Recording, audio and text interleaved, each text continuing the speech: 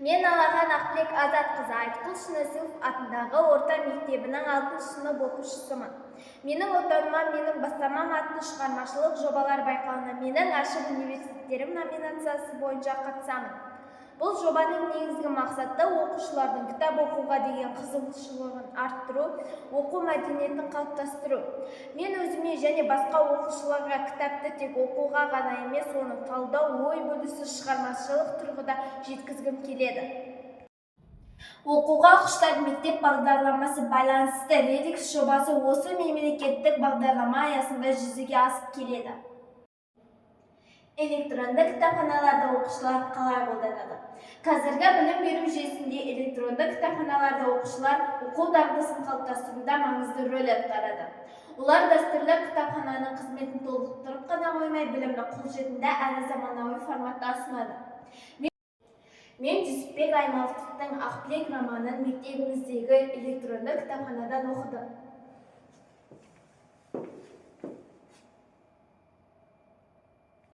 Электронды кітапханалар арқылы оқушылар кез келген уақытта, кез келген жерде кітап оқи алады.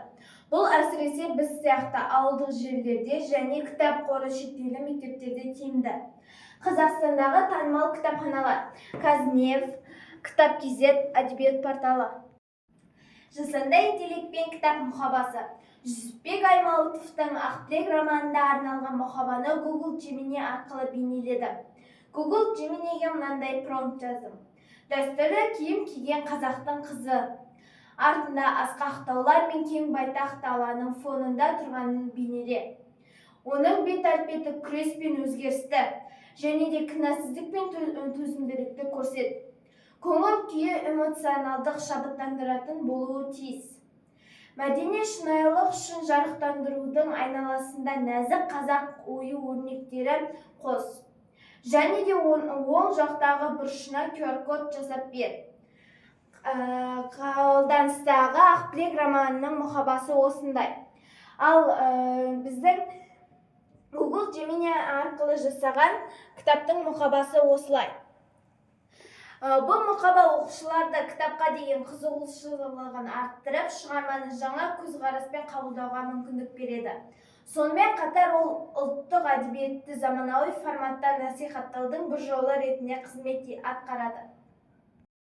Жасанды интеллект пен бейнені жандандыру. Кейіпкер Ақбілек бейнесін жандандыру үшін Pixverse.ai жасанды интеллекттің қолдандым. Мұхабадағы суретті Pixverse.ai іс-қимылын келтіріп, үнсіз бейне жасап берді.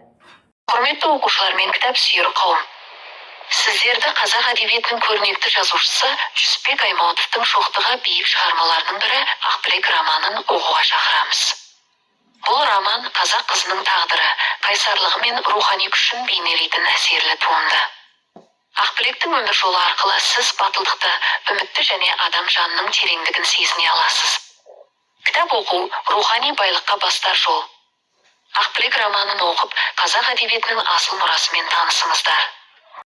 Осы жобада мен оқыған шығармам бойынша Quizzes қосымшасын қолдандым. Quizzes оқушыларға арналған интерактивті платформа. Оқушылар тест, ойын түріндегі тапсырмалар құрастыра алады. Мен Жүсіпбек Аймауытовтың Ақбілек романына байланысты сұрақтар дайындап, өз сыныптастарыма ұсындым. Бұл әдіс оқушылардың шығарманы қаншалықты түсінгенін тексеруге, кейіпкерлерді тануға, негізгі идеяны анықтауға және сыни ойлау қабілетін дамытуға мүмкіндік береді. Мен болашақта мынандай ұсыныстар айтамын. Әр сыныпта ай сайын мен оқыған бір кітап таныстырылымын өткізу, аудан мектептері арасында Редикс жобаларын фестивалін өткізу, үздік жобаларды жинақтап, арнайы электронды платформа жариялау.